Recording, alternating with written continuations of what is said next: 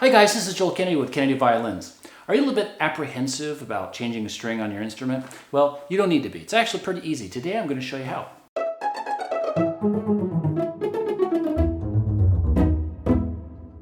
Okay, so a lot of people don't change the string on their instruments because they're afraid they're going to break something. They're afraid they're going to break their instrument or they're going to break their string, and it's not really that bad. The two biggest mistakes I think people probably make when they put a new string on their instrument is, number one, they do break the string because they over-tighten the string. And the other one would be that when they wind the string on the peg on the instrument, they don't wind it properly, and this causes problems down the road. It makes the instrument very hard to tune and whatnot, but I've got a really easy trick for that. It's gonna make it, a piece of cake, and not only will you be able to replace your string, but it's gonna make it so it doesn't go out of tune all the time. Okay, so now as far as over-tightening the string, all you have to do is just get some device that will emit your target pitch. Have it emitting that pitch while you're putting your string on. So for example, let's say it's an E string, right? People usually break the E string more than any other string because it's very thin. It's easy to over tighten it and break it. Just get an electronic keyboard or a piano or a pitch pipe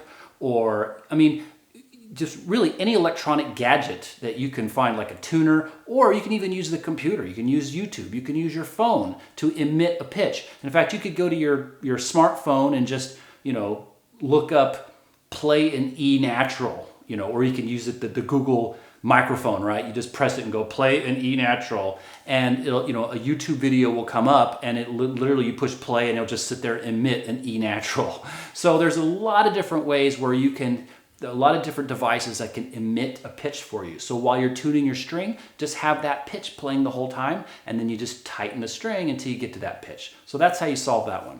So the second one would be making sure that you wind the string against the sides of the scroll box. Now this is going to make it so your peg doesn't slip, because a lot of people, right, it's a curse with the stringed instruments is that our pegs always want to slip and our instruments won't stay in tune. I actually did a very popular video called Slipping Pegs. I'll put the link below here if you want to go check out that video. But it's going to have a lot of the same content that I'm going to give you right now. But yeah, slipping pegs is something that's easy to avoid, and you can fix your instrument while you're switching out your string. I'll show you how to do that today.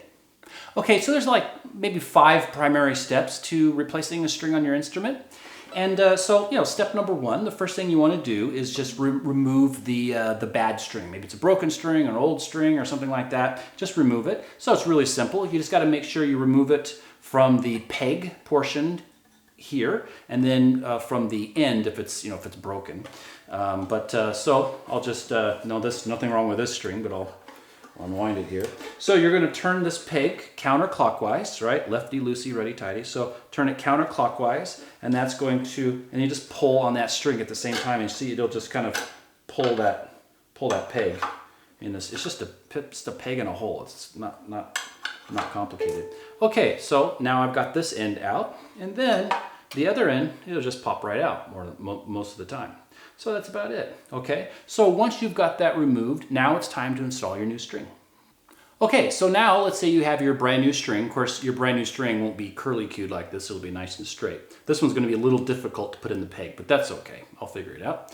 Now, you're going to want to just stick this ball end into the tailpiece. Now there's 3 primary kinds of tailpieces that you'll probably encounter. I'm kind of curious actually, what kind of tailpieces do you guys have on your violins? There's this new feature on YouTube where you can do polls. So I've got a little poll up here if you could check that out. And I want to know, do you guys have your fine tuners built in to the violin, or do you have like one fine tuner here on your tailpiece? I'm kind of curious. So yeah, if you wouldn't mind just doing that poll, I'm kind of curious what people who watch these videos, what kind of instruments that they have.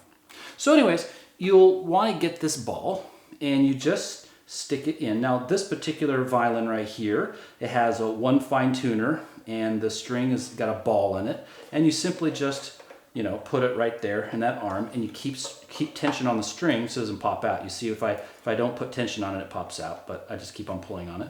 So there's this kind. So you've got one fine tuner and you got a ball, and then you also have this type. Now this type here, right? You have a loop end, and you have the same fine tuners I just showed you, but now the string has got a loop. So it's got a loop, you just put it on like the outside fork here. Just stick it on the, this one's a little bit twisted. You just stick it on there and keep tension on the string so it doesn't pop out. It's really simple, right? It looks like it'll break, but it won't. And then finally, there's another type, right? And I know probably a lot of you guys have this type. Now this is the built-in fine tuners, right? So they're all, you can't remove these fine tuners, you know, it's all part of the same tailpiece. So this one, with this one, now this string has got a ball, but you stick it inside, right, like that, and then pull on it. Yeah. So it's just, but that's really the only types that you'll probably ever run into, is just really those 3 different types. But they're all super, you know, it's easy to figure out how to work them, you know. Incidentally, if you have a ball that won't fit in there, just get a pen or something like that and just push on it, and then it'll go in. Okay, so now with that end in, what you're going to want to do is make sure you keep tension on that string, okay? Always keep a hand on the string, because otherwise it's just going to pop out. So always keep tension on that string, okay? So now you're just going to get this end and you're just going to stick it in the hole in the peg. And since this is a used string, it's not straight, so it's a little bit harder to get into the hole in the peg.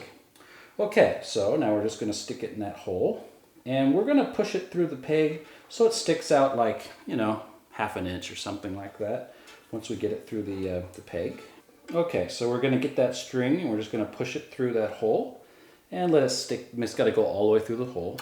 And then we're just going to very slowly turn the peg, maybe like 1 turn, so the string stays in there. Okay, so now the string, right, you're keeping tension on it. You always want to keep tension on it, right? So now all you got to do is this kind of 4th step, which is to wind. Now this is the little trick. You want to wind the string so it winds against the sides of the scroll box, okay? So the way you're going to do that, because that'll prevent that peg from slipping. It'll prevent that peg from unwinding once you get the string tight. Okay, so you're going to go over, you direct that string towards the peg that you're turning. So in this situation, it's the E peg, right? So I'm going to direct it over towards this E peg, and I'm going to push the peg in slightly while I turn it, right? So you don't have to push it in very hard, just slowly push it in while you turn it. Okay, so that string is winding against the sides of the scroll box. Now the string is getting pretty tight. Okay, so now I'm going to make sure that I guide the string so it's in the bridge down here. And if you got this little plastic thing, if it's on the E string, make sure you get that plastic thing on the bridge, right? And then make sure it's on the nut on the violin as well. And then keep on turning it, and then just let go. Okay, so now we can emit a pitch and tune the string to the pitch. Okay, so I'm just going to use a pitch pipe. It's the easiest thing that I can use for my video, I think. And I'm just going to blow on it. I'm going to emit an E. So now this is the part where you avoid over tightening the string. So you just play the intended pitch and then tune the string while you play it.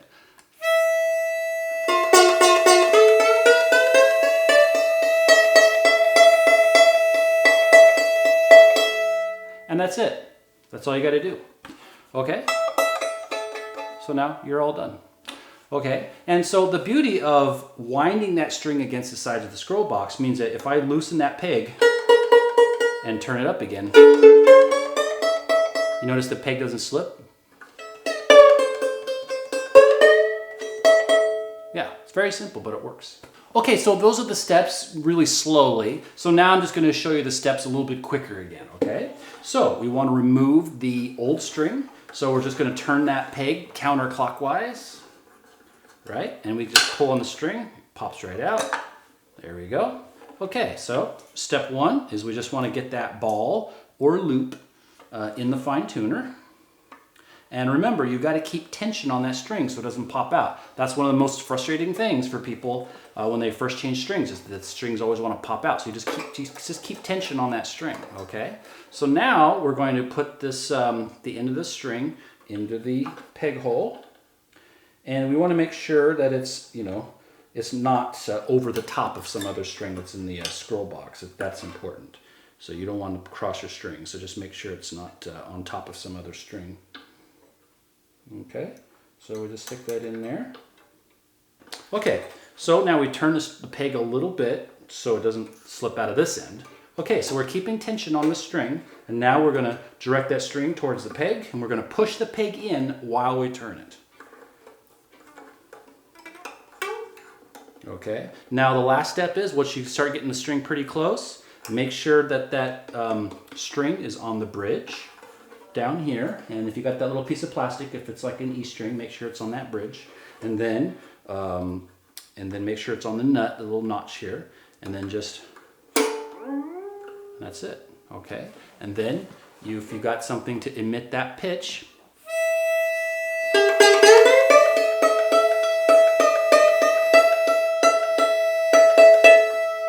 that's it, and you're all done. So guys, I hope this video was helpful. Hey, if you have any other questions or comments, just put them below in the comment section. I respond to most of the comments. And if you like these videos, don't forget to hit that subscribe button and also that alert bell so you get a notification when I create a new video, which is like every week.